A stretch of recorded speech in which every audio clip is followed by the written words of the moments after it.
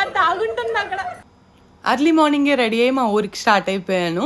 So ఇక్కడి నుంచి ఒక 3.5 hours పడుతుంది అనమాట. నీట్గా జుట్టు చెరిగిపోకుండా స్కార్ఫ్ కట్టుకొని కూర్చుంటే ఒక 3.5 గంటల తర్వాత ఊరు వచ్చేసింది. సో కళ్యాణ మండపంలో ఆల్రెడీ నా కజిన్స్ అందరూ రెడీ అయిపోయి ఉన్నారు. మనం ఎప్పుడు లేటే అనమాట. వెళ్ళి రెడీ అయిపోయి కిందకి వెళ్ళిపోయాము. ఇది ఎంటైర్ కళ్యాణ మండపం. అండ్ ఇక్కడ గాసిప్ సెషన్ ఆల్రెడీ స్టార్ట్ అయిపోయింది. ఏంటి ఈవెంట్ కనిపించట్లేదు అనుకుంటున్నారా? నేను వెళ్ళేసరికి ఉపనయనం అయిపోయింది, కాల్గోర్లు అయిపోయి. సో ఆల్మోస్ట్ భోజనాలకు వెళ్ళినట్టు వెళ్ళాను అనమాట.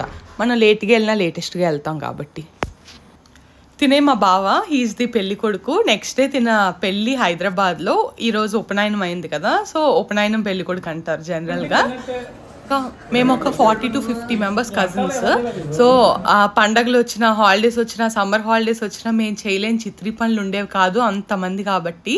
మామిడికాయలు దొంగతనాలతో సహా అన్నీ చేసేవాళ్ళం. It use to be very crazy. ఇప్పుడు definitely we miss all those moments. And కొంత లేడీస్ కజిన్స్ గ్యాంగ్ ఇంకా చాలామంది ఉన్నారు. మా ఫంక్షన్స్లో మోస్ట్ ఇంపార్టెంట్ పార్ట్ భోజనాలు అనమాట. సో ఉపనయనం కన్నా పెళ్ళి కన్నా దేనికన్నా ఇటు side non veg compulsory. So ఇక్కడ పెట్టిన భోజనాలు చూపిస్తాను. దూపుడుపోతు పలావ్, చికెన్ పలావ్, నాటుకోడి కర్రీ, గుడ్లు రొయ్యలు కూర, ఫిష్ ఫ్రై. నేను వీడియో లాస్ట్లో తీసాను అనమాట, ఆల్మోస్ట్ ఎండింగ్కి వచ్చేసాక. Mutton curry, chicken kebab curry and బొమ్మిడాలు కూడా పెట్టారు. ఇలా నాన్ వెజ్ ఐటమ్స్. వెజ్ పెద్ద మనకి ఇంట్రెస్ట్ ఉండదు కాబట్టి నేను వీడియో కూడా మీకు తీసి చూపించట్లేదు. ఇదంతా డైనింగ్ హాల్.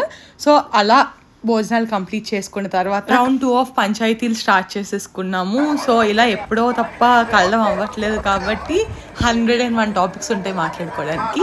నెక్స్ట్ డే బావ పెళ్ళి హైదరాబాద్లో అయింది. ఒక చిన్న క్లిప్ కూడా యాడ్ చేస్తున్నాను పెళ్ళి నుంచి. ఏదో ఒక చిన్న వీడియోలో ట్రై చేశాను. అయితే like, share and subscribe to Vizag ప్రియులు.